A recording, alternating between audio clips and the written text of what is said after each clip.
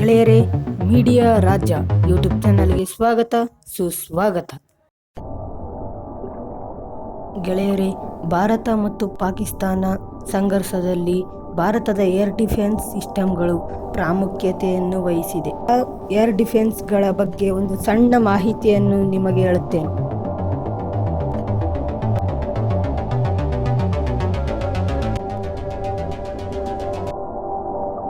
ಗೆಳೆಯರೇ, ಪಾಕಿಸ್ತಾನದ 6 air defence ಸಿಸ್ಟಮ್ಗಳನ್ನು ಭಾರತೀಯ ಸೇನೆ ಸೂಸೈಡ್ ಡ್ರೋನ್ ಬಳಸಿ ಧ್ವಂಸ ಮಾಡಲಾಗಿದೆ.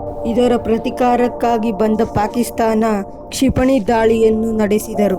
ಭಾರತದ ಏರ್ ಡಿಫೆನ್ಸ್ ಸಿಸ್ಟಮ್ ಹೇಗಿತ್ತು ಎಂದರೆ, ಭಾರತದ ಮೇಲೆ ಒಂದು ಕ್ಷಿಪಣಿಯನ್ನು ಭಾರತದ ಏರ್ ಡಿಫೆನ್ಸ್ ಸಿಸ್ಟಮ್ ಬೀಳಲು ಬಿಟ್ಟಿಲ್ಲ. ಅಂತಹ ಏರ್ ಡಿಫೆನ್ಸ್ ಸಿಸ್ಟಮ್ ಯಾವುದಪ್ಪ ಎಂದರೆ S-400 ಹಾಗೂ DRDO ನಿರ್ಮಿತ ಆಕಾಶ್ 2 ಡಿಫೆನ್ಸ್ ಸಿಸ್ಟಮ್ಗಳು ಪ್ರಮುಖವಾಗಿವೆ.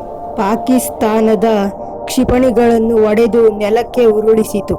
ಆಕಾಶ್ ಏರ್ ಡಿಫೆನ್ಸ್ JF-17 ಯುದ್ಧ ವಿಮಾನವನ್ನು ಧ್ವಂಸ ಮಾಡಿದೆ.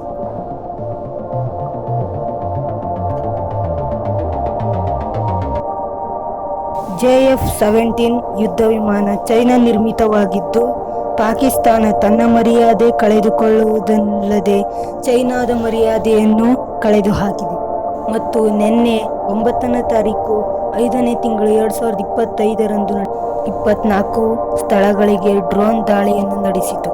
ಈ ಡ್ರೋನ್ ದಾಳಿಯನ್ನು ಪಾಕಿಸ್ತಾನ ನಾಗರಿಕರನ್ನು ಟಾರ್ಗೆಟ್ ಮಾಡಿ ನಡೆಸಿತು. ಈ ಡ್ರೋನ್ ದಾಳಿಯನ್ನು ಆಕಾಶ್ ಮತ್ತು F-400 ಏರ್ ಡಿಫೆನ್ಸ್ ಸಿಸ್ಟಮ್ಗಳು ಹೊಡೆದು ಹಾಕಿದವು.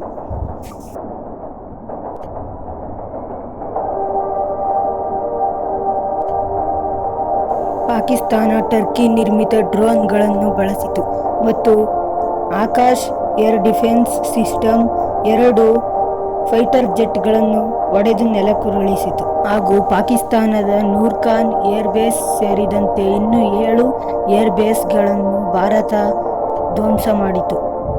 ಹಾಗೂ ಈ ಡ್ರೋನ್ ದಾಳಿಯಲ್ಲಿ ಭಾರತದ ನಾಗರಿಕರ ಮನೆಗಳಿಗೆ ಹಾನಿಯಾಗಿದ್ದು, ಒಬ್ಬರು ಅಧಿಕಾರಿ ಸಾವನ್ನಪ್ಪಿದ್ದಾರೆ. ಮತ್ತು ಈಗ ಭಾರತ ಮತ್ತು ಪಾಕಿಸ್ತಾನ 2 ದೇಶಗಳು ಯುದ್ಧ ವಿರಾಮವನ್ನು ಘೋಷಿಸಿದೆ. ಈ ವಿಡಿಯೋ ನಿಮಗೆ ಇಷ್ಟ ಆಗಿದ್ದರೆ ಲೈಕ್ ಮಾಡಿ ಮತ್ತು ಮೀಡಿಯಾ ರಾಜ ಹಾಗೂ 16 ರಾಜು ಬ್ಲಾಗ್ ಯೂಟ್ಯೂಬ್ ಚಾನಲ್ಗಳನ್ನು ಸಬ್ಸ್ಕ್ರೈಬ್ ಮಾಡಿ ಮತ್ತು ಕಮೆಂಟ್ ಮಾಡಿ.